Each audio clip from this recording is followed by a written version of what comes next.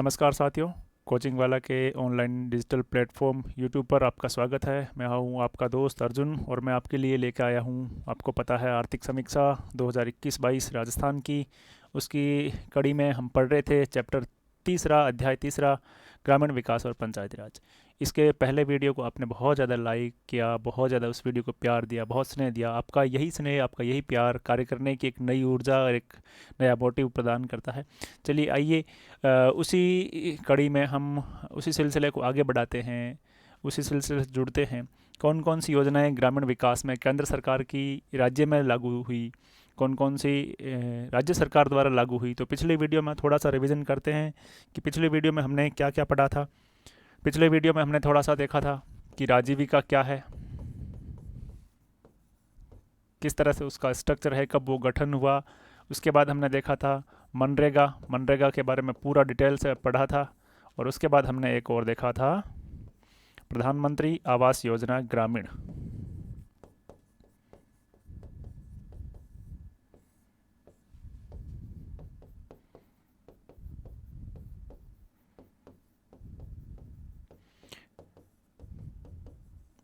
इन तीनों के बारे में हम पिछले वीडियो में अध्ययन कर चुके हैं कि पिछली वीडियो में किस प्रकार से ये तीनों योजनाएं किस प्रकार से इम्प्लीमेंटेशन होती है, क्या क्या इनमें प्रावधान था। आइए आगे इसी सिलसिले को आगे बढ़ाते हुए अगली योजनाओं की तरफ बढ़ते हैं। अब हमारा ये पार्ट 2 है। दूसरे भाग में पहली जो योजना है वो सांसद स्थानीय क्षेत्र विकास योजना, MP LAD, member of parliament local area development scheme. सबसे पहले तो मैं आपको बताऊं कि सांसद सांसद से क्या समझते हैं आप, सांसद कौन होते हैं, उसके बारे में थोड़ी सी बता देता हूँ। भारत की संसद होती है और उस संसद के जो सदस्य होते हैं उन सदस्यों को सांसद कहा जाता है। संसद के 3 अंग होते हैं।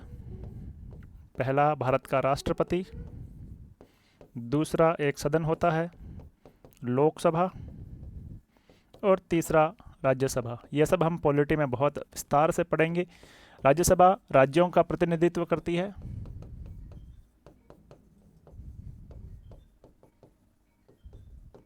लोकसभा में सीधे जनता द्वारा चुने जाते हैं। और इनके अलावा राष्ट्रपति, ये तीनों मिलकर के संसद बनती है। और अब हम बात करेंगे इस योजना की, जिसके बारे में हम बात कर रहे थे कि सांसद स्थानीय क्षेत्र विकास योजना, MP लेड, MP अपने लोकल एरिया के डेवलपमेंट के लिए किस प्रकार से इस योजना के तहत फंड जारी करता है। तो सबसे देखिए ये योजना लागू कब हुई। तो ये योजना 1993 से लागू हुई। पहला फैक्ट आपको देखना है कि ये योजना लागू कब हुई। तो आपको देखना है सांसद जो MP लेड योजना है 1993 से, 1993 से ये योजना लागू है।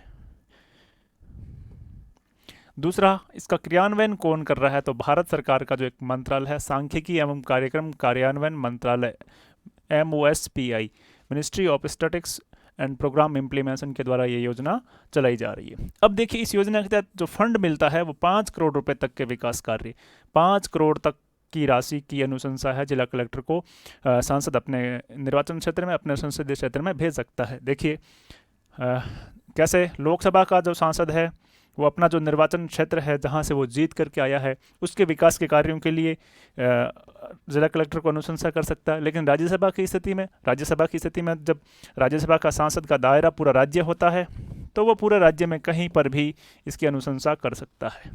राजस्थान के मामले में 25 लोकसभा से सांसद है और 10 राज्यसभा से सांसद है। कुल मिलाकर के 35 सांसद राजस्थान से चुने जाते हैं।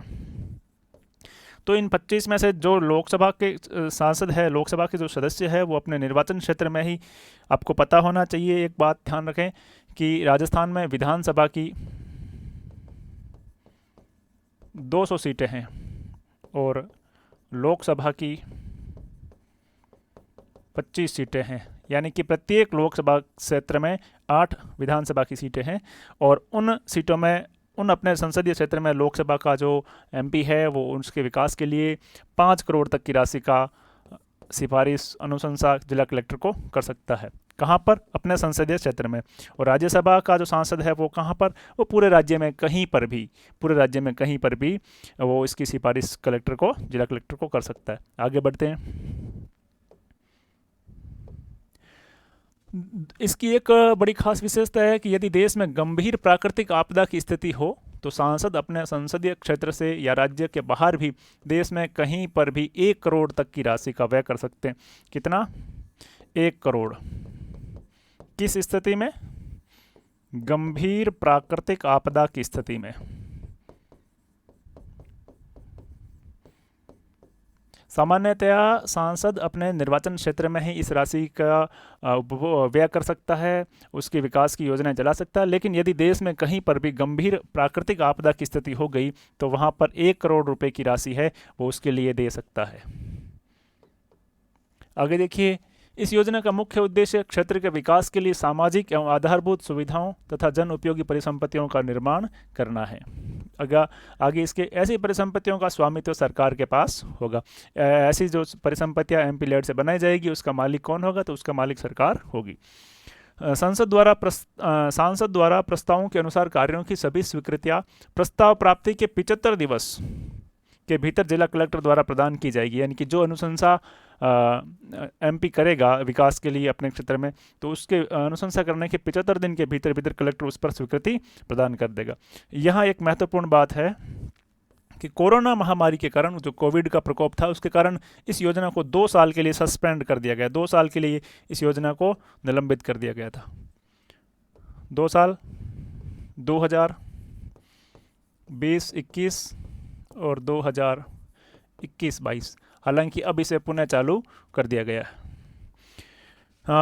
फंड अव्याप्तगत है, नॉन लैप्सेबल है, यानी कि यदि किसी भी साल में 5 करोड़ की राशि पूरी तरह से इसकी अनुशंसा एमपी द्वारा नहीं की जाती है तो जो जितनी राशि शेष होती है उतनी राशि अगले वित्तीय वर्ष में जुड़ जाती है। उदाहरण के लिए किसी एमपी ने अपने साल में 4 करोड़ की राशि ही खर्च की या इतनी ही राशि की अनुशंसा की तो 1 करोड़ रुपए उसका अगले साल में जुड़ जाएगा और अगले साल वो 6 करोड़ रुपए व्यय कर पाएगा, या 6 करोड़ रुपए के विकास के कार्यों की अनुशंसा वो अपने क्षेत्र में या गंभीर आपदा की स्थिति में क्षेत्र से बाहर 1 करोड़ रुपए का व्यय वो कर सकता है।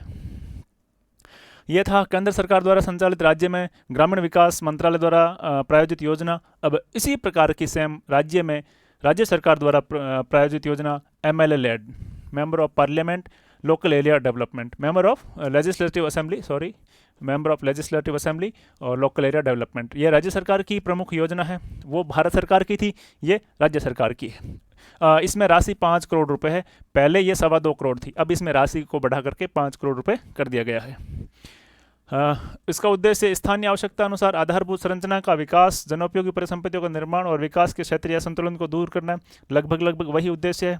हाँ, इसमें 20% राशि SC/ST के क्षेत्र के लोगों के विकास पर अनुशंसित करना अनिवार्य था, जबकि एमपी लेड में वहाँ पर 15% और 7.5% था।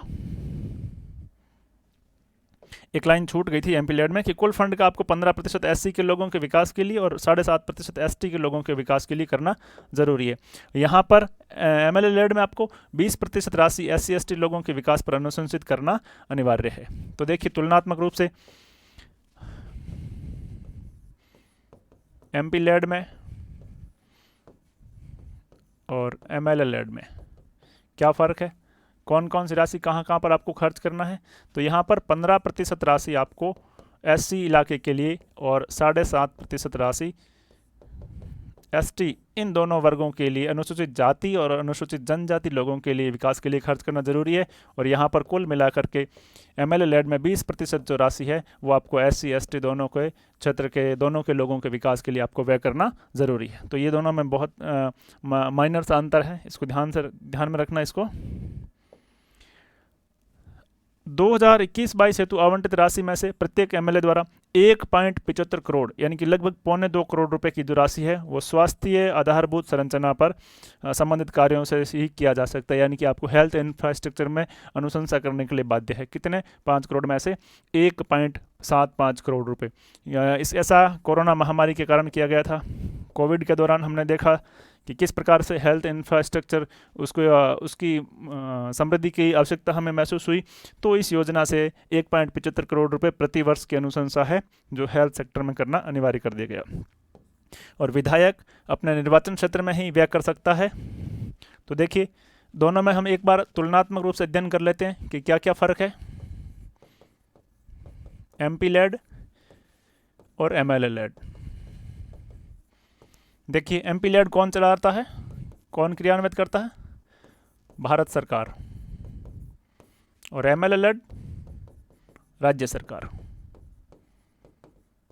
राशि 5 करोड़ और इसकी राशि 5 करोड़।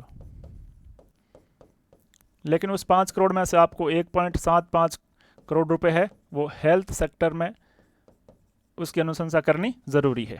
यहाँ आपको 15% राशि SC के लिए और 7.5% राशि ST वर्ग के लिए विकासात्मक कार्यों हेतु अनुशंसा करना जरूरी है। यहाँ आपको 20% की राशि है जो SC और ST दोनों के विकासात्मक कार्यों के लिए खर्च करना जरूरी है। आगे बढ़ते हैं एक और योजना की तरफ। जिस तरह से MP के पास भी कुछ फंड होता है विकास के लिए, MLA के पास भी कुछ फंड होता है, तो जिला कलेक्टर के पास भी थोड़ा सा फंड होना चाहिए, ऐसा राज्य सरकार ने सोचा और मुख्यमंत्री जिला नवाचार निधि योजना नाम से एक योजना है जो 2019-20 के बजट में इसकी घोषणा हुई। राज्य के प्रत्येक जिले में जिला कलेक्टर द्वारा क्षेत्र के स्थानीय आवश्यकताओं के अनुरूप नवाचारों को प्रोत्साहन देने, विकास को समरूपता देने हेतु इसको शुरू किया गया था। इसमें कितनी राशि होती है, 1 करोड़ रुपए। कब शुरू किया गया, 2019-20 के बजट में इसकी घोषणा हुई, 1 अप्रैल 2021 को ये योजना लागू हुई है। उम्मीद करता हूँ कि आपको ये वीडियो बहुत पसंद आया है, तो आप इसे लाइक करिए, शेयर करिए, सब्सक्राइब करिए। धन्यवाद।